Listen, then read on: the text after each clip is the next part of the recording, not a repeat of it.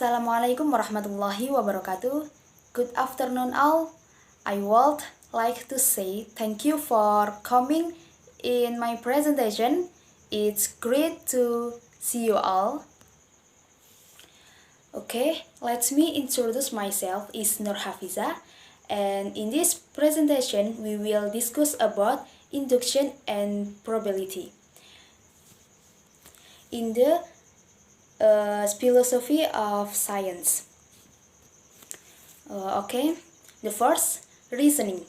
Reasoning is the process of making conclusions based on available information. Jadi, reasoning atau penalaran ini merupakan proses membuat kesimpulan atau menyimpulkan berdasarkan informasi yang bersedia atau yang tersedia. Dalam proses penarikan kesimpulan ini dilihat dari prinsip-prinsip atau bukti-bukti yang ada. And reasonings consist of two types.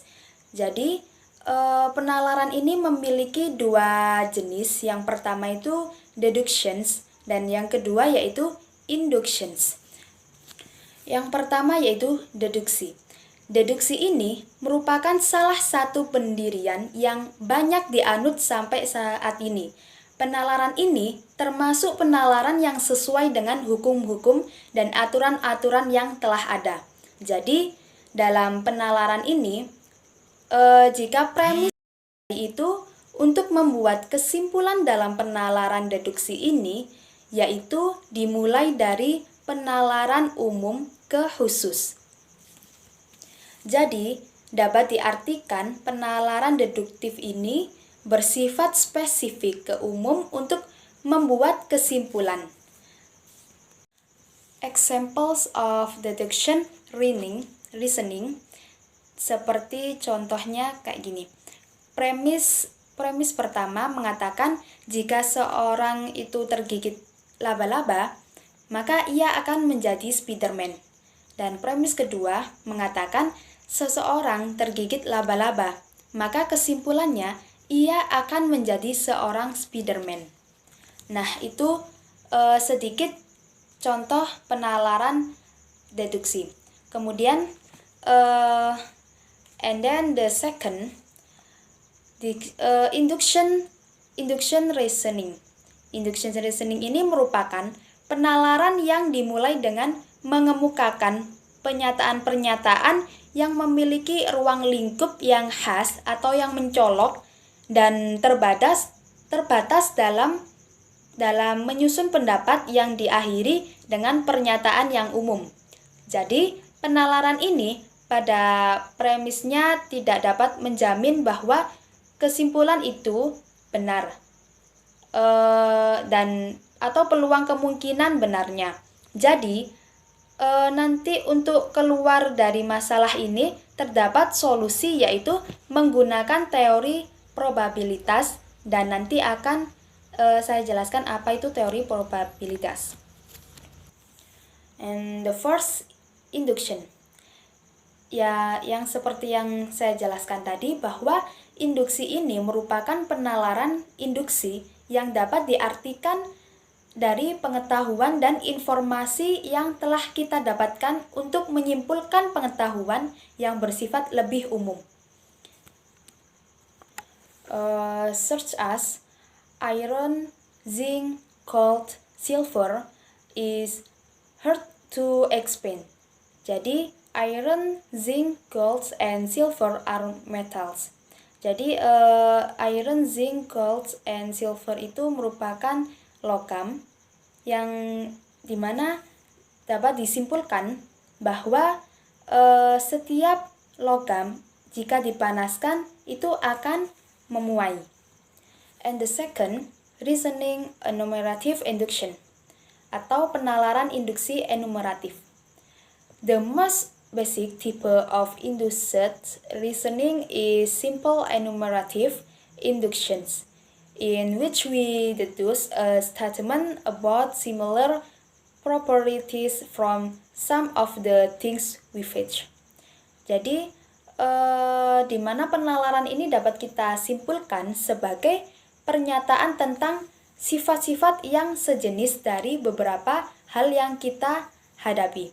Nah, contohnya saja pada slide ini, seperti contoh gagak ini, bahwa dapat kita menyimpulkan semua gagak hitam dari fakta bahwa 500 gagak yang diamati berwarna hitam. Dan dari fakta bahwa tidak ada gagak yang tidak berwarna hitam telah ditemukan.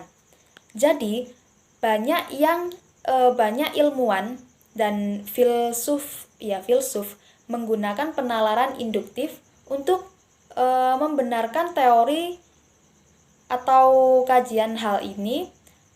Juga penting untuk, dan teori ini tuh penting untuk kelangsungan hidup. And next slide. In the 17th century, yaitu David Hume mengatakan, pernah mengungkapkan problem of induction.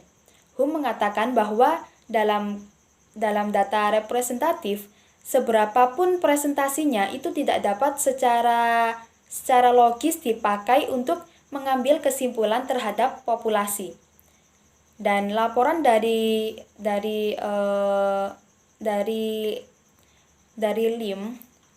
Hume, penalaran induktif itu tidak menjamin bahwa kesimpulan itu benar dan tidak menjamin juga memiliki kemungkinan benar. Karena penalaran induktif ini memiliki dua sifat. Nah, jadi ada dua karakteristik pada inductive reasoning, yaitu yang pertama, it's always possible that the premise is true and the concludes it's wrong. Jadi penalaran ini, meskipun premis ini tuh didukung oleh beberapa generalisasi, penalaran induksi ini masih bisa salah. Dan untuk melihat pengetahuan kita, banyak contoh yang diketahui memiliki kesimpulan yang tepatnya dibenari secara induksi yang seharusnya salah. Contohnya aja, in the 7th century, Australia thought that all humans were black. Jadi, contohnya aja, hingga abad ke-17 itu orang Australia berpikir bahwa semua manusia berkulit hitam. Namun, generalisasi bahwa semua manusia itu berkulit hitam adalah salah. Dan karakter yang kedua yaitu inductive reasoning cannot guarantee that a conclusion will be correct. Jadi, penalaran induksi ini tidak dapat menjamin suatu kesimpulan mungkin benar.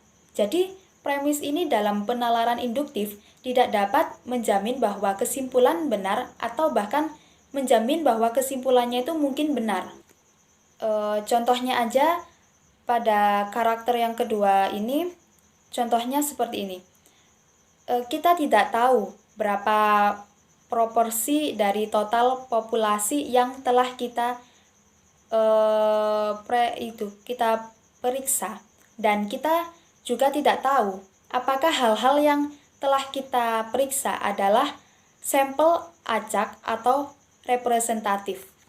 Nah, jadi dapat kita simpulkan bahwa dalam berpikir pada penalaran induktif,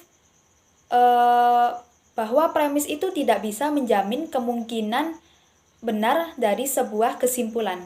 Namun sebaliknya, Hume itu berpikir bahwa dalam premis, penalaran deduktif bisa menjamin kebenaran sebuah kesimpulan. Artinya, dalam ilmu pengetahuan memang mempunyai bentrok celah untuk kesalahan, karena sesungguhnya ilmu pengetahuan dapat mencapai kebenaran pada tataran probabilitas.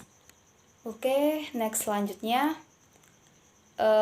In the 18th century, David Hume juga mengatakan pada sebuah teka-teki berkaitan tentang penalaran induktif. Teka-teki ini nampaknya penalaran yang tidak bisa membenarkan sebuah kesimpulan atas dasar premis yang benar.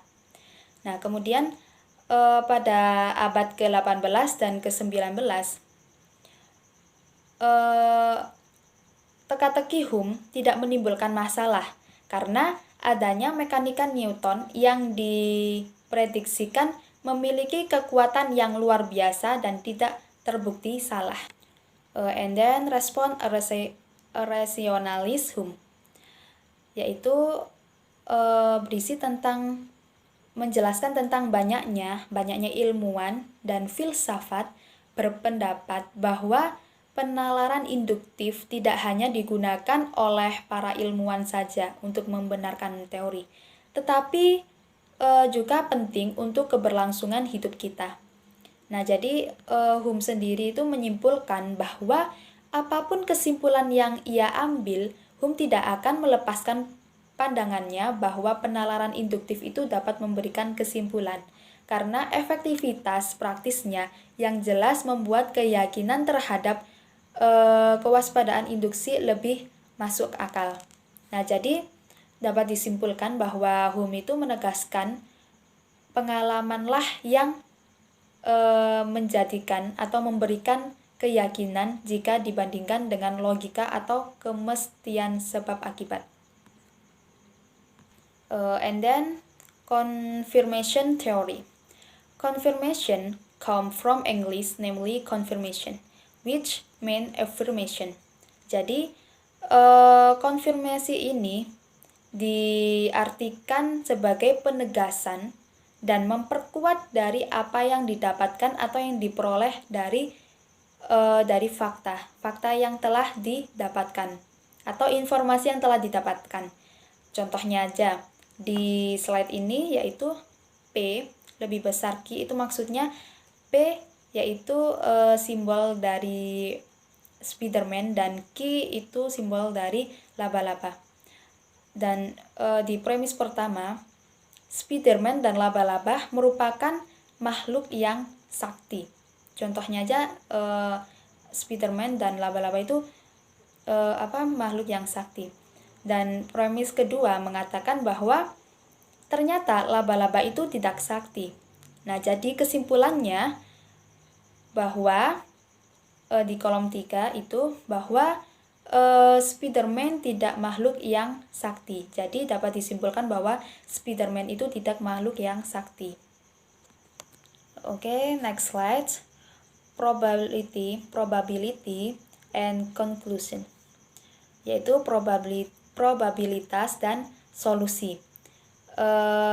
Pada abad ke-19, William dan John itu menjelaskan paparannya tentang penalaran induktif, di mana penalaran induktif ini merupakan yang menjelaskan bahwasanya penalaran induktif ini berada dalam sains yang sangat berbeda dengan induksi enumeratif. And we will cite mengatakan bahwa teori ini menjelaskan sejumlah besar fakta, maka hasilnya tidak ada penjelasan yang salah, dan teori sains sendiri dapat dibenarkan. And use which have three motivation, namely ada 3 motivasi dalam probabilitas ini digunakan untuk menjelaskan bagaimana kesimpulan induktif itu dipakai. Kayak seperti ini. Motivasi yang pertama yaitu kita dapat memberikan kemungkinan pada laporan yang masuk akal dalam bagaimana kita muncul kesimpulan induktif yang meyakinkan dan tepat.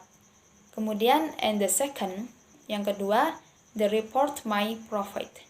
Jadi laporan itu dapat memberikan penjelasan mengapa beberapa jenis kesimpulan induktif itu menyatakan sedikit pembenaran daripada yang lain. Dan yang terakhir, the third, menjelaskan atau memberikan laporan bahwa itu masuk akal dari kemunculan atau kemungkinan matematis, sehingga dapat menunjukkan bahwa induksi itu sama dengan atau dapat diartikan dengan deduksi.